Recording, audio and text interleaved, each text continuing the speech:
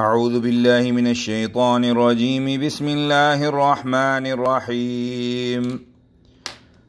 وإذ استسقى موسى لقومه فقلنا اضرب بعصاك الحجر فانفجرت منه 12 عينا قد علم كل أناس مشربهم كلوا واشربوا من رزق الله ولا تعثوا في الأرض مفسدين.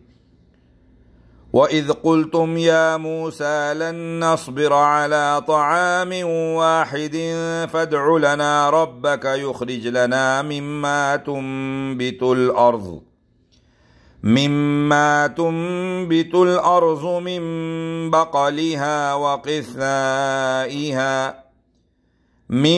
بقلها وقثائها وفومها وعدسها وبصلها قال أتستبدلون الذي هو أدنى بالذي هو خير اهبطوا مصرا فإن لكم ما سألتم وضربت عليهم الذلة والمسكنة وباءوا